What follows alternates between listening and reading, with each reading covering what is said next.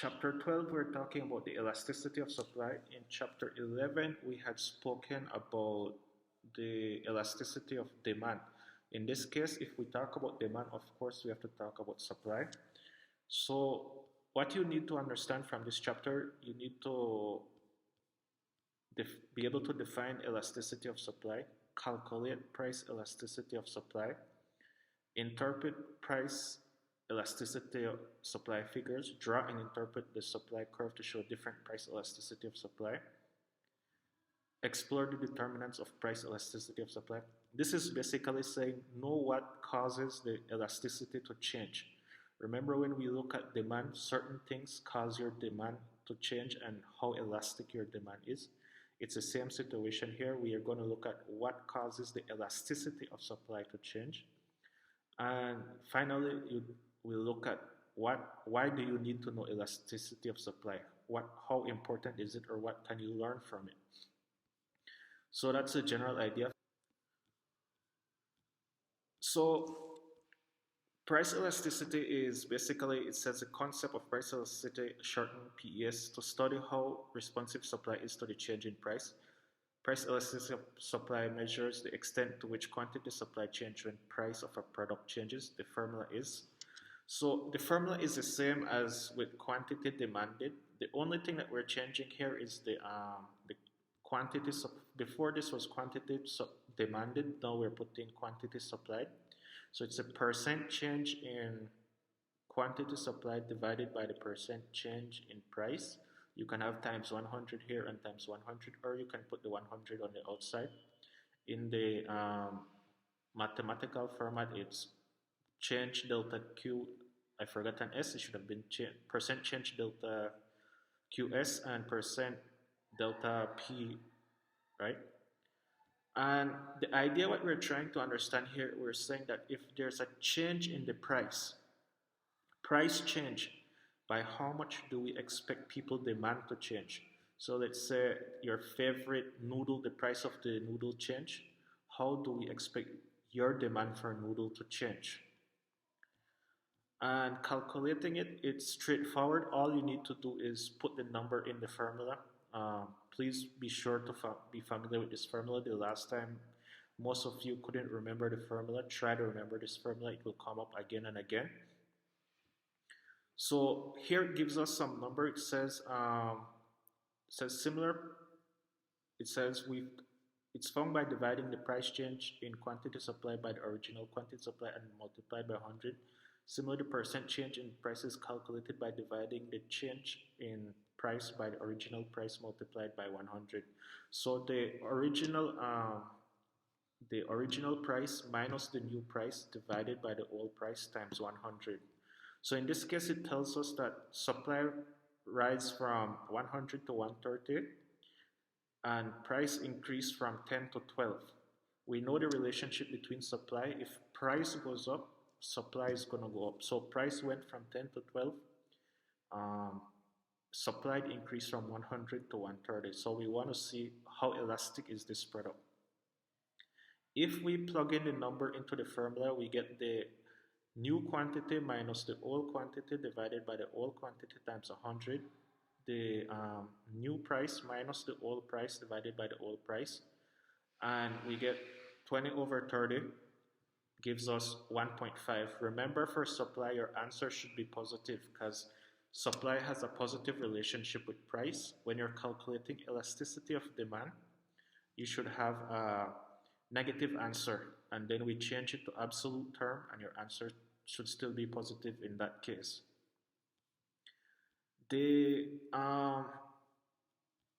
Here, do this one on your own, the individual activity. Just calculate the elasticity and see if you can get it. It's straightforward. All you need to do is plug the number into the formula. So this is the new price minus the old price, and the new quantity minus the old quantity divided by the old quantity. You should get the answer. That should be straightforward. What you need to remember here is the formula, and once you remember the formula, you can solve it easy. Again, here's another one that Again, you just need to plug in the number. It says, in this case, by what percentage would supply extend if the price rose by 1%? So again, you just increase the price by another 1% and see what would happen. So instead of moving from 4 to 5, you find 1% of 5 and then add it and see what happens. So how do we understand? It says interpretation of the price elasticity of supply. How do we understand this? The um, the the general idea is basically similar to demand. So it says as quantity supplied and price are directly related, the elasticity is positive. The figure indicates the degree of responsiveness of quantity supplied. The higher the figure, the more responsive supply is. So what we're saying is that basically the relationship is positive, so your answer should be positive. If you get negative when you're calculating elasticity for supply, your answer is wrong. It should be positive. Only for demand you should get a negative answer, then convert it to positive. Um, the the next situation is that we're saying that the higher the elasticity, the more responsive supply is. So this comes back again to the idea that we have three situations. We have where the elasticity is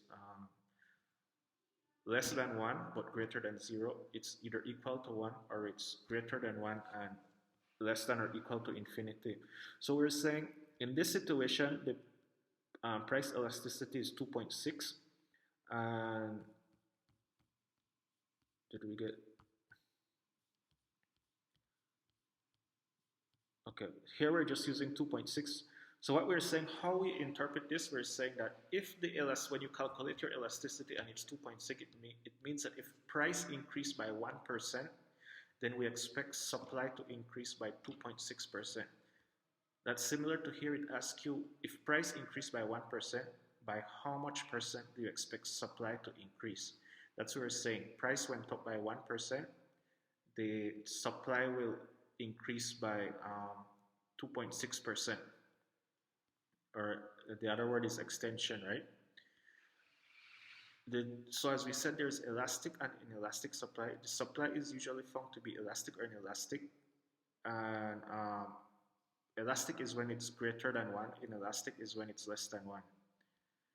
And this is the elastic situation. The curve is, if we look at it, the slope of the curve is more leaning. It's more flat. So it says when the curve is flat, if we see as price increase, supply increases a lot, right? We go from Q to Q1. This is because it's elastic. As price goes up, the sellers want to sell a lot more products, so they increase the sales by a lot. The opposite of that is the inelastic supply, which is this one, and we see that the curve is more steep. See, this one is flat, this one is more steep. The situation we have here now is that as price increase, supply only increase a little bit. You see the space between the two Qs. And that's the general idea that happens behind it. So one is when it's elastic, supply increases a lot. When it's inelastic, supply doesn't increase a lot. The quantity supply doesn't increase a lot. The next thing we need to look at is what causes the elasticity to change. And there's three main reasons for elasticity to change. The main one being the time it takes to produce it. So if we look at an elastic product, and we look at time, we're saying that basically the shorter the time it takes to produce something. For example, ice cream. If you have ice cream is easy to make. You see the price of ice cream goes up, you can quickly produce more ice cream. On the other hand, if you're selling cars takes a long time to produce. Or an even better example is vegetables. Vegetables normally take like 3 months to produce. So if you see the price of tomato goes up and you're a farmer, you can't immediately supply more tomato. You have to wait until 3 months for you to increase the supply of tomato. So time affects how elastic a product is. Um, Products that takes a short time to make are highly elastic, such as ice cream. But products that takes a long time, for example, vegetables, are highly inelastic because you can't increase supply easy. It takes a lot of time. The other thing, the second one is the cost of changing the supply. Altering means change. So how much will it cost you to change supply? Let's say you want to increase your supply. Normally you need to extend, you have a factory, you want to produce more things, you need to make your factory bigger. Is it going to cost you a lot of money to make your factory bigger, or can you do it in a short time? If a short time and not costing a lot. So if it doesn't cost a lot to increase your supply, then the product is elastic. If it costs a lot of money to increase your supply, then the product will be inelastic. We'll look at an example a little bit later that explains this. The third one is, can you store the product? Feasibility means something like ability. Does the product have the ability, or how easy is it to store the product? The, the idea here is that, let's look at vegetables or meat. If you're selling, no, meat can store for a long time. Vegetables is a better example. You can't store vegetables for a long time or it will spoil. So vegetables again are inelastic because you have to sell it within a certain time before it spoils. So you will not supply a lot of vegetables or because it will spoil. So you can't store it. The price becomes inelastic, not the price. Yes, the price of the elasticity of supply is inelastic. Now, if you look at something that can store for a long time, let's say like canned food. If you're selling canned food or your factory makes something that can store for a long time, if you see the prices going down, you can easily store your product and wait until if you store your product, there's going to be a shortage. And once there's a shortage, the price will go up again, and then you can start selling your product again. So if product can last a long time, it's elastic. The supply is elastic. If the product can only stay for a short time, it's inelastic. And this has to do with you being able to store the product. So again, the three important things that determines how elastic supply is, it's the time it takes to produce it, the cost to change the supply, and can you really store the product. It says a good example of the cost of altering the supply is if we look at movie tickets. Where is it? So here it says, for example, if the price of movie ticket goes up, of course the movie theater would want to sell more tickets, but can they really sell more tickets? Movie theater only have, let's say, it can take 100 people. So even though the price goes up, they can't sell more tickets. They have to sell only 100 tickets. This is why it's inelastic, and it costs a lot of money to build a new theater or a bigger theater. So again, it's inelastic. And movie seats, you can't really store movie seats, right? Once the movie starts showing, if you don't sell that seat went to waste. So again, a movie theater and a movie seat is a good example of all three. How it takes time to produce, it's expensive to change it, and you can't store it. So movie seat is very inelastic. As I said, many agricultural products are inelastic. Um, Here, another way to look at it is when we're talking about some products like agricultural products. It's saying, however, the supply of apples in one area or one country may be relatively elastic if apples can be moved from one place to another in response to difference in demand and hence price. So let's use another example. Let's use avocado. Avocado is produced in either Africa or Mexico. Both, like I think Ghana in Africa and Mexico are two countries that produce most of the avocado. So avocado only in Mexico would be inelastic because it takes a long time for avocado to be produced. So let's say Mexico is having a supply problem. There's bad weather in Mexico. So the uh, production of avocado went down. Because it takes a long time, the supply of avocado in Mexico would be inelastic. They can't supply more avocado. But Ghana is also producing avocado. So Ghana can just start exporting avocado to Mexico or to the rest of the world. And again, the supply of avocado would become elastic. So when we look at in one country, a product might be inelastic, but the more and more country that is involved in producing it, the more elastic the product becomes. This is what it's saying here. If apples can be moved from one place to another in response to demand and the price, then the product becomes elastic. It's no longer inelastic. Um, Another good example of this would be like a data plan. Let's say you have your phone and you have a data plan with Unicom. Normally you sign your data plan for like 1 year, but then suddenly Skytel starts supplying more data at a cheaper price. You can't just cancel your contract and switch to Skytel. You need it's gonna cost you money, and the um, the time it takes to do it. So then you need some time for your contract to expire. Then when your contract expire, you can switch to Skytel. I'll explain on that a little bit more. Here's another activity. So in this case, it's saying decide in each case whether supply is likely to be elastic or inelastic. Um, a rubber, this one, the first one should have been a rubber band. Rubber bands would be elastic. Of course, there's a lot of producers for rubber band. It's easy to produce, and it's not costly to produce rubber band. It's cheap to produce rubber band, so it would be elastic. T-shirt would be this would be highly elastic. A T-shirt would also be elastic, but probably not so elastic. T-shirt is a little bit more expensive to produce, but it doesn't take a lot of time to produce, and you can store a T-shirt also. We can store rubber band, we can store T-shirt, so it would make it elastic. One highly elastic, the other one less elastic. Aircraft, on the other hand, an aircraft takes a long time to produce. It's expensive to change.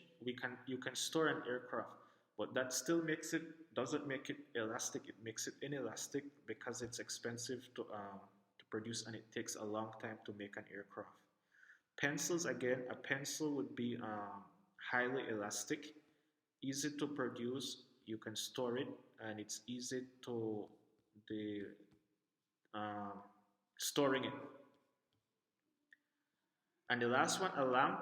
A lamp would fall under agriculture products. A lamp takes a long time, right? From a little baby until it grows big and until you can turn it into meat, it takes a long time. It's not expensive, but it takes a lot of time, so it would be inelastic also. We spoke just now basically about just elastic and inelastic. We have two more other types of elastic. And the other type of elastic of it's similar to demand. When we spoke about demand, we had three other type of elasticity. First one was perfect inelastic. The next one was what? Perfect elastic, and we have unitary elastic. So perfect elastic in supply is when the quantity supplied does not alter with price change and the price elasticity is zero. So if, for example, more people are demanding to, again, the film is here in a particular cinema, the ticket price may rise. However, it is unlikely to increase the seating. So again, the movie theater applies here. Even if even if the price of the movie ticket increases, the movie theater cannot increase the number of seats they have. But we're saying in the long run, let's say in 1 year time, the movie theater might not be able to increase its seats, but over 2 years time, the movie theater can build a bigger theater and have more seats. So over the long run, in the short run, in 1 year time, it might be inelastic, but as time gets longer, the product can become inelastic. The movie theater can build a bigger theater, have more seats. So again, the supply becomes elastic. This is the graph of the perfect inelastic. As price changes, quantity doesn't change. And the second one is perfect inelastic. So perfect inelastic is the basic, almost the opposite of that. We say perfect elastic supply is when change in price will cause an infinite change in supply given an infinite given the elasticity of infinity. It says the elasticity of supply may come close to infinity in very competitive market. In this case, firms would supply whatever quantity people want to buy at a given price. An increase in demand would not cause a change in price. If demand and price were to fall, supply would fall to zero. So this is the curve, and what it is saying is that at this price, the suppliers would be willing to supply an infinite quantity. It will just continue supplying. If the price was to decrease a little bit, the price comes here, the supply would be zero.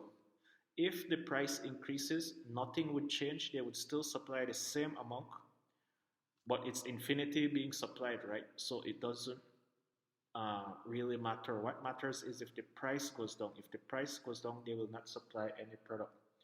Uh, Here, the best way to understand this is, as it said, in a perfect competitive market.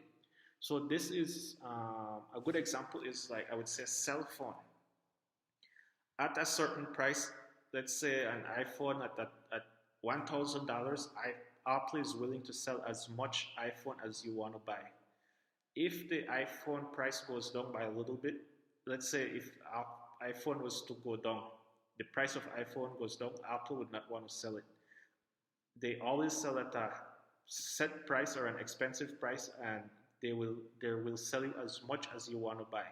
If you try to tell them lower the price, they won't lower the price, they won't sell you. So then the supply would be zero. And because there's so much phone, um, all the different phones would sell as much as they can sell at the price. They Once you're willing to buy, they will sell you a phone at a certain price. The last one is unit elasticity, and that simple means that when there's a 1% change in price, there's a 1% change in quantity demanded. So if the price goes up from increased by 1% here, the quantity increased by 1% here also. What you need to notice is here, if you see the regular supply curve, I'll go over this again.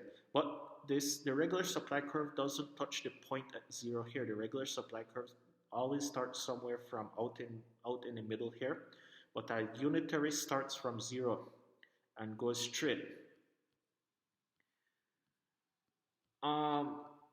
We're going to look at the changes in the elasticity of supply. So we're saying as we already spoke, or as we already said, the supply can vary with time. For supply, most of the products become more elastic as time period changes. So the longer or the more time you have, the more elastic a product will become. This is because producers have more time to adjust their supply. This may involve switching production from or to other products and building new factories, an office, or selling off existing plant. Advancing technologies. So the main reason that would cause the elasticity to change from being inelastic to elastic is that if the company has enough time, if the firm selling the product has enough time, they can change the size of their factory. If there's new technology, remember technology always increases supply. So if there's new technology, it becomes cheaper to produce, it becomes more efficient to produce, then the supply will increase and it will become more elastic. The next topic is, why do you need to know elasticity? Here they give an example for the advance of technology. They use magazine. Again, I'm going to use the phone company here, or a phone. So as technology has improved, it has become far easier and faster for companies to produce phones. So you see the supply of phone has increased. Before it was only like Nokia and Motorola were like the only two type of smartphone. Now the supply has increased so much, and the elasticity has become highly elastic. I mean, if you don't like the price of one phone, you can easily change and buy a cheaper phone. And that's the idea behind it, that technology made it to become so cheaper and the supply easy to do, that the price elasticity of phone has become very elastic. The next thing we need to look at is the implication of the price elasticity of supply on decision making. So this is saying, what this is going to say is, by understanding elasticity of supply, how does this affect your decision? And especially if you're a firm, if you're a consumer, or you're the government. It says consumer benefit from supply being elastic, and this is simply because the um, the supply is responsive to consumer demand. So what this is saying is that if demand increases, right, we know when demand increase, price will go up. As it says here, if demand increase, price will increase. But if supply is elastic, when we say that supply is elastic, we mean supply can change easy. So if supply can change easy, then it means supply will increase. So it says if supply is elastic, the quantity supply will rise by a greater percentage than the change in price. Sales may rise significantly without there being a large increase as in price as shown below.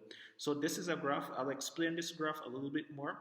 But basically we see the line is flat and the demand increase from D to D1, and we have a situation where the price only increase a little bit because the supply is elastic while quantity increase. I'll explain that a little bit more. I'll draw it out for you so you can see and understand better. The next thing for producers want their supply to be elastic as possible. Their profit will be higher, and the more quicker and fully they can adjust their supply in response to a change in demand and hence price. So if you're selling a product, you don't want your product to be inelastic. If your product is inelastic, it means you can't increase your supply. So you see the price of your product going up, but it's inelastic, so you can't increase the supply to sell more products. What you want is your product to be elastic, so that when you see the price going up, which means demand is going up, then you can quickly increase the supply of your product and make a lot of money. For government, it's important for products to be elastic, or supply of a product to be elastic, because let's look at vegetable. Let's say the government wants the people to eat more vegetable to be more healthy. The more elastic the supply of vegetable can be, then it will be easier for the people. It will be easier for the people to buy vegetables. There will be a lot of vegetables because the supply can increase easily. The supply can increase quickly, so people have access to a lot of vegetables that they can eat. And the government can help this by using several policies or measures. Basically, the government can change the law to promote flexibility in production. For example, a number of government have changed the law, making it easier to hire and fire people. So if your product is, the price is increasing, demand is increasing, and you want to increase the production of your product, you need to hire people. But let's say your country does not have enough workers. How are you going to get more workers? You need to bring in people from other countries to work. But it's normally difficult for people to come into your country to work. So the government can change the law that it's easy to bring people in to work from other countries, so you can increase your production. The other way is that, let's say the price of your product is falling, so you need to fire people. But a lot of time it's hard to fire people, so the government might change the law that it's easy to fire people. Then that would make your product more elastic. If price is going down, you can just decrease supply. So that's it for the chapter. Read the chapter, go over it, go over the summary. The summary will give you a good idea. What I'll do now, I'll use whiteboard to show you basically what the graph graphs are saying. We see the slope for this line is flat and we have our general demand. The next situation we have is basically, this is the inelastic situation. We can see the line is completely straight. We have the, um, the perfect inelastic. So again, if price increase or decrease, the quantity supplied will be the same. And the perfect elastic, we're saying that if price increase, the quantity demand is doesn't change, and at a certain price it's infinite. And if price decrease to P2, basically if we have price decreasing going down, supply will completely evaporate. In this case, it doesn't matter if price goes up or price comes down. Nothing will change in terms of the quantity demanded. That is straightforward. What we need to understand right now is basically this is the unitary elastic, right? So what I was telling you, that if we look at the elastic, inelastic, and unitary elastic, the situation that we have is basically,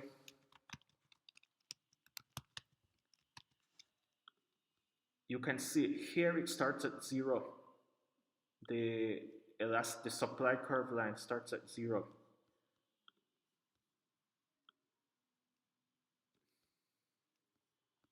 But these ones don't start from the 0 point. The elastic one starts somewhere up here, in here, and the inelastic one also. The unitary one starts directly from the point at the bottom. The situation that I think needs more explaining is basically this one. So let's look at what happens, how the elasticity change. So we have our regular demand curve, right? And we're saying that basically demand increases. So demand moves to D1. Once demand increase, we know what's happening, right? We can clearly see that price has increased.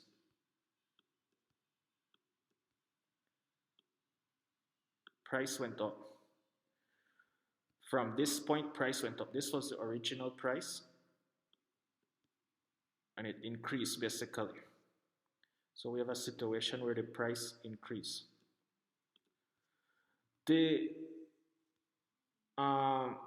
What we need to look at basically is the quantity. What happens to quantity? In this case, the quantity supplied increase, right? We have Q and it goes to Q1.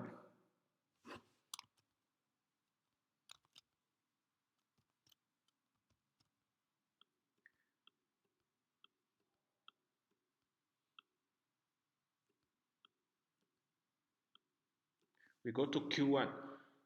So this is an elastic, this curve is basically an elastic, the elastic situation, right? The curve, the slope is low. Let's see what happens when we do an elastic situation. So in this case,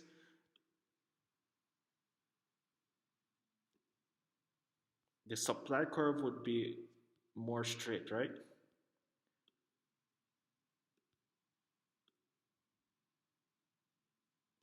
So the slope of the supply curve is more straight.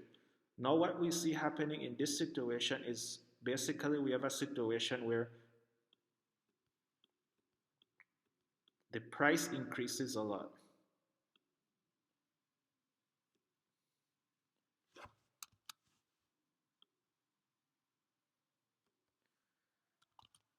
And look what happens to the quantity though.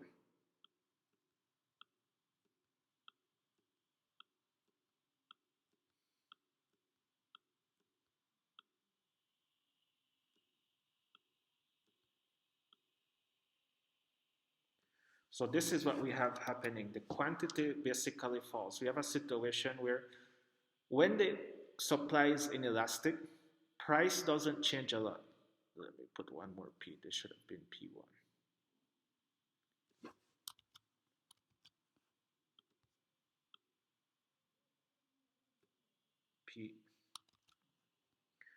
this is P1.